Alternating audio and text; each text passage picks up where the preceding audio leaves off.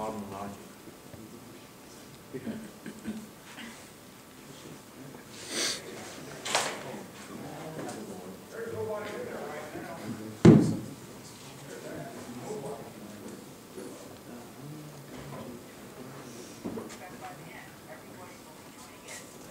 And here?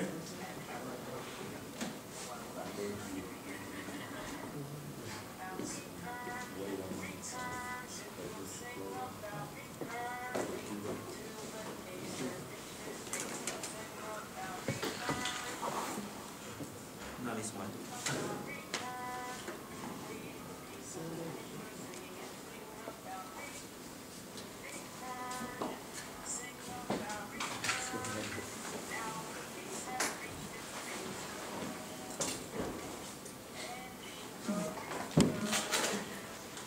Sorry, I cannot make it louder.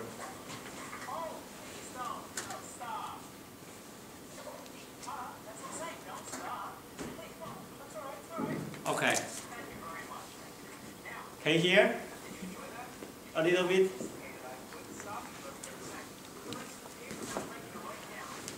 Let's see. Volume.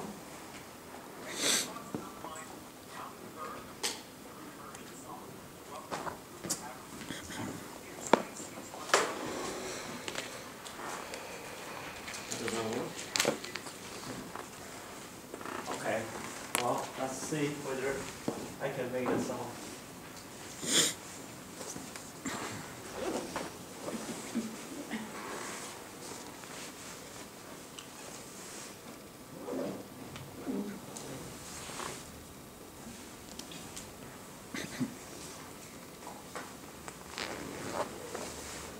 I will turn on everything.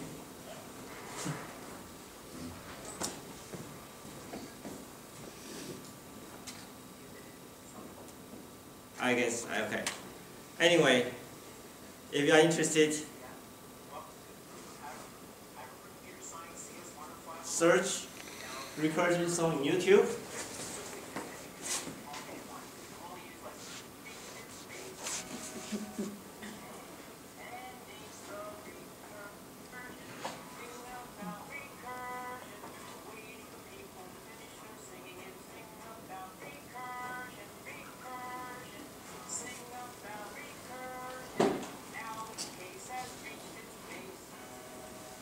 Okay, sorry that I cannot make the sound louder. I'm not sure what's the case. Okay, and if you search image, you also find quite a few examples of recursion. I guess most of you have had experience. Probably all of you. When you are a child, you took a mirror and took another mirror and made the two mirrors face each other. Have you done that? You have not, have you? Have you? Have you? Okay, most of you have done that. Try that. Find two mirrors. That's an example of recursion. Okay. So what is recursion? Some students ask me if recursion really kind of unnatural. That's not true. Recursion is very natural. In fact, recursion is really the natural way of solving problems. Why? If you think about it, you are a part of a recursion, and you cannot change that. What does that mean? If you think about it, you are a child of your parents, and your parents are the children of their parents, right? And so they are your grandparents, and they are the children of their parents. So your grandparents, and continue. Recursion is a natural way of solving problems. And if you think about this, if you now this classroom is in basement, so we don't have windows. So imagine you look at outside the window and you see some trees. Okay, so suppose you have trees, a tree. You look from the bottom, you see the big trunk, right? Then the trunk becomes smaller branch. The smaller branch becomes smaller branch. The smaller branch becomes even smaller branch. And eventually you see leaves. And then if you see leaves, you also see, as a tree.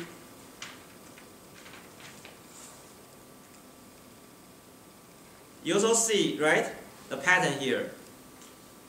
Does that make any sense? So it gets from big, small, smaller, smaller, smaller. So recursion is everywhere around us. And people studying computers, they observe this pattern and they come out a strategy, a set of strategy of solving problems. What's the strategy of solving problems? The general strategy is the following. That's actually a general strategy of solving any problem, but recursion has a particular pattern. So when you take a problem, a complex problem, and you only want to solve complex problems because don't waste your time on solving easy problems, right? You are here to solve complex problems, not easy problems. And you divide into smaller steps. And then you solve each smallest problem, and you put together the solutions for a complex problem. And that's a very natural way of thinking how to solve a problem. Okay. So just before class start, we talk about, let's say spring break. You want to go to your favorite vacation place. Where will you go for your vacation? Did anybody want to take a vacation over spring break? Raise your hand if you do. Okay, so where do you want to go? Where do you want to go? Florida. Florida, okay. So then how will we go to Florida? What's the first thing you think about when you want to go to Florida, plan your trip? Who else wants to go to Florida? I guess you are alone in that case. So if you want to plan your vacation, what will you do? Get an airplane ticket, okay. What else?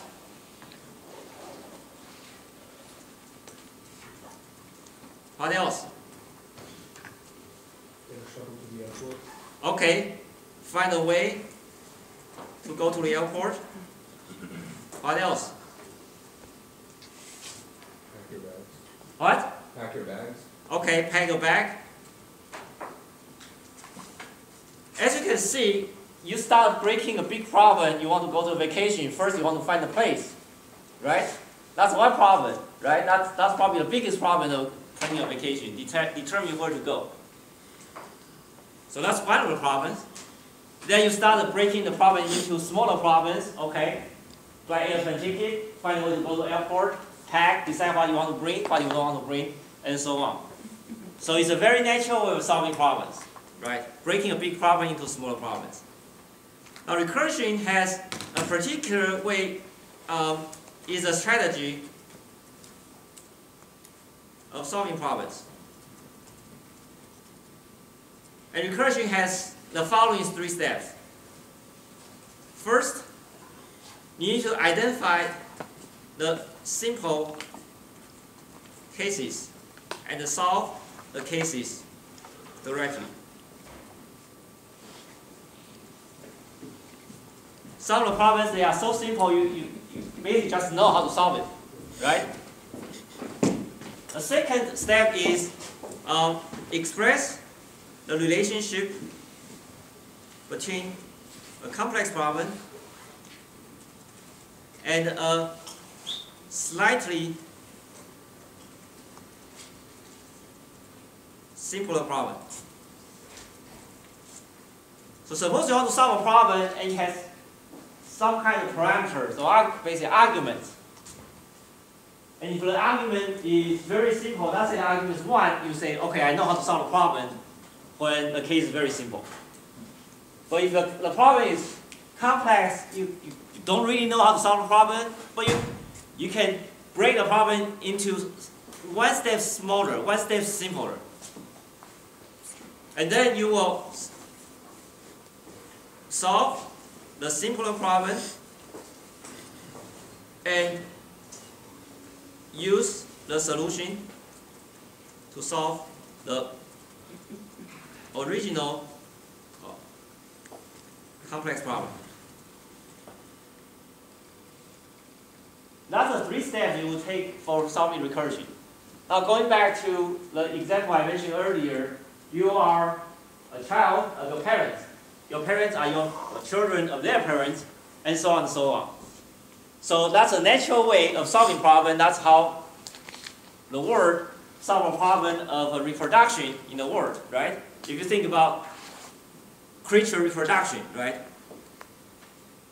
And the simple case is you are the child of your parents, right? Suppose you don't have any children. If you have children, then eventually somebody has no children. Right? They are too young to have children, maybe, right? Or maybe they don't want to have children.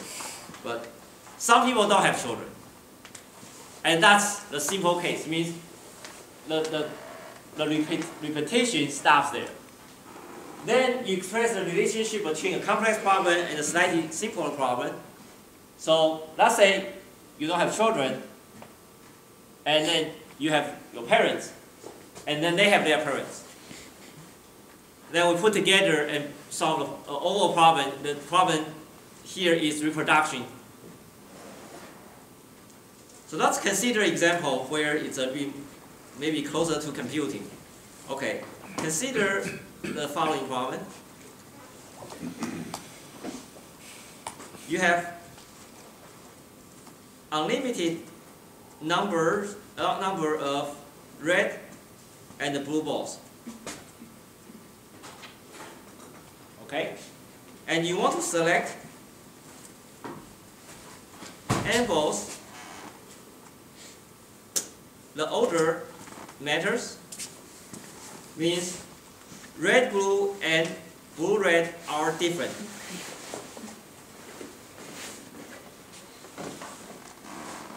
Suppose that's the problem you want to solve. And also, you cannot put 2 red balls next to each other. Then the question is, how many options do you have?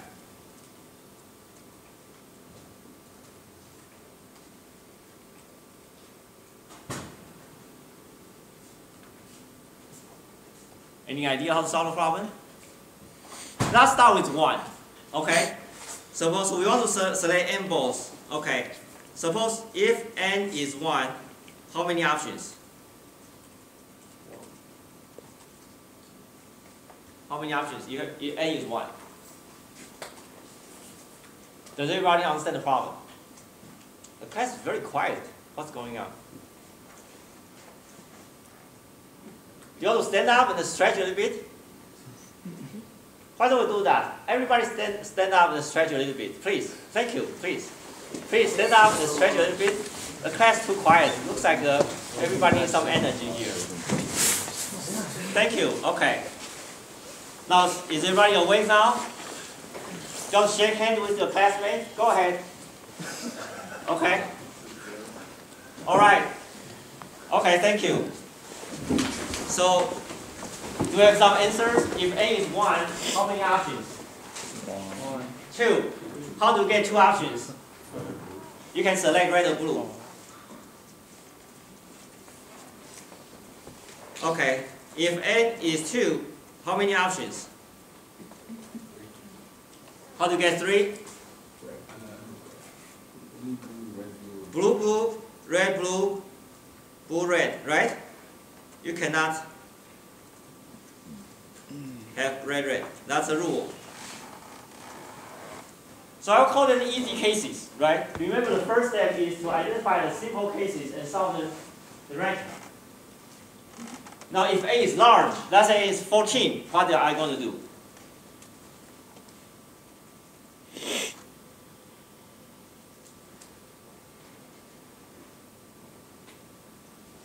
So let's consider step number 2. Express the relationship between complex problem and slightly simpler problem. So if n is large, now I'm going to solve a very small problem at a time. I will take only one step. I will only select the very first ball.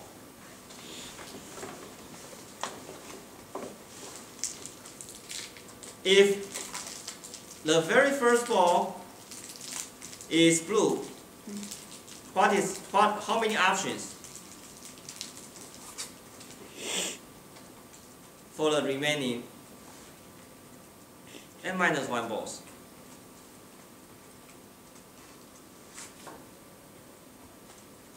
And if the first ball is red, how many options for the remaining n-1 balls? Right?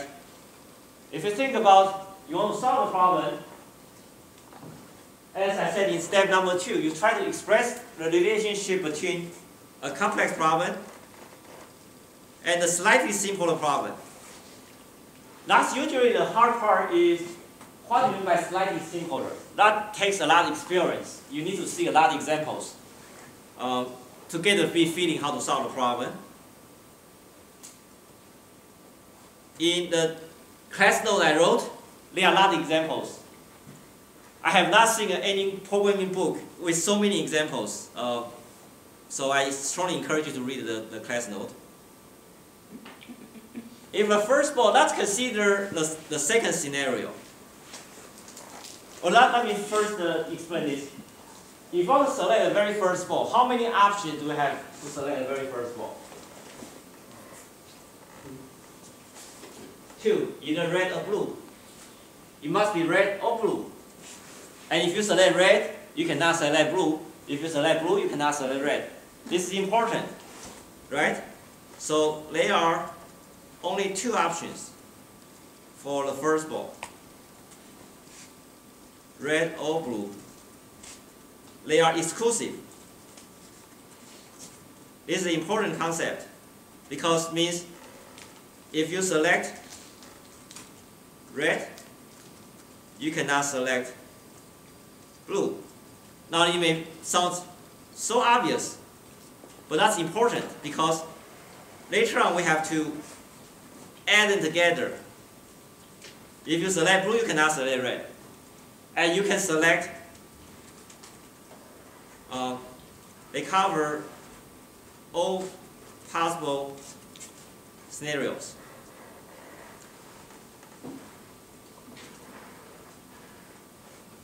When you want to solve a problem, you want to see how many options you have. And you want to make sure they do not overlap. If they overlap, it means you are going to count the same thing twice, or maybe more than twice. So you have to make sure they are exclusive. If they are exclusive, you will not count the same thing again. And you have to make sure they cover all possible cases, because if they don't cover all possible cases, you are going to miss some. So you have to say they are exclusive and they cover all possible cases. Does that make sense? Once you select the very first ball, what are your options for the second ball? Okay, so let's consider this. If the first ball is red, what is your option for the second ball? 1. Which is Blue. blue. If the first ball is blue, what's the option for the second ball? 2. It can be red or blue, right? So that means now try to formulate the problem and say, suppose f of n is the number of options.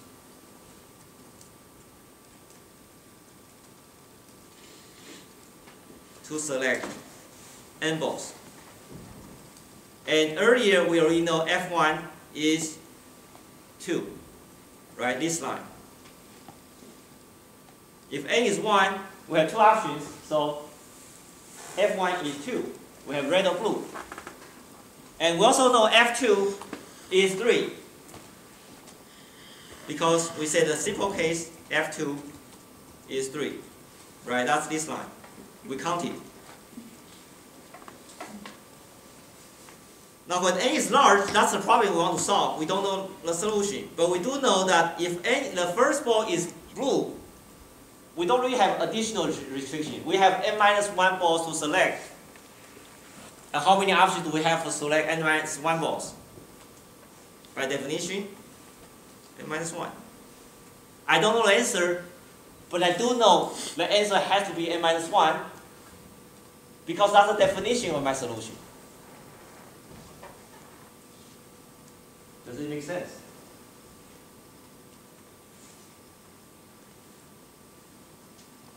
If the first ball is red, I know the second ball has to be blue. I don't have an option there.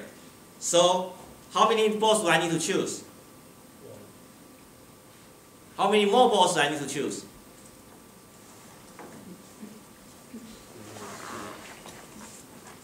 N minus 2 balls, right? I still have so many options. I still have so many more balls to choose. Right? I choose the first one, I choose the second one. If I choose the first one is blue, I mean red, the second one has to be blue.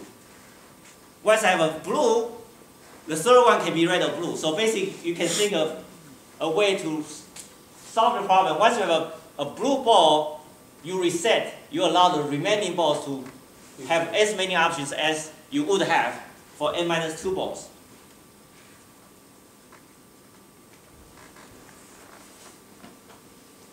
So the number of options is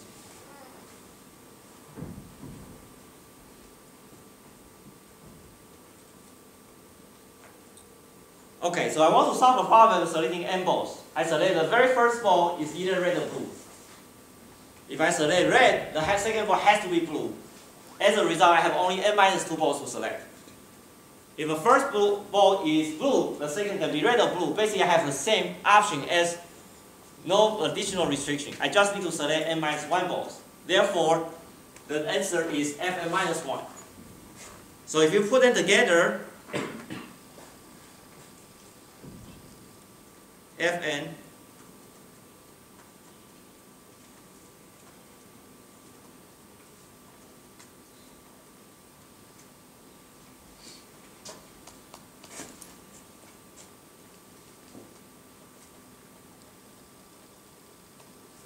okay, I give you a little time to think. Can you repeat the problem? The problem is we want to select, you have unlimited number of balls. Can you select n number of balls from them? Yes, you want to select n balls.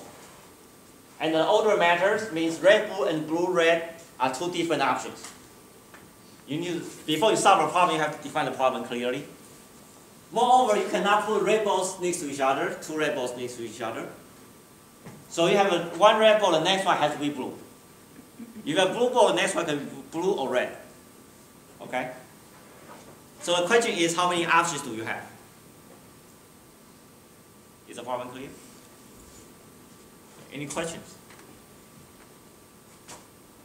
So in a class note, I drew some pictures. I know some people would think more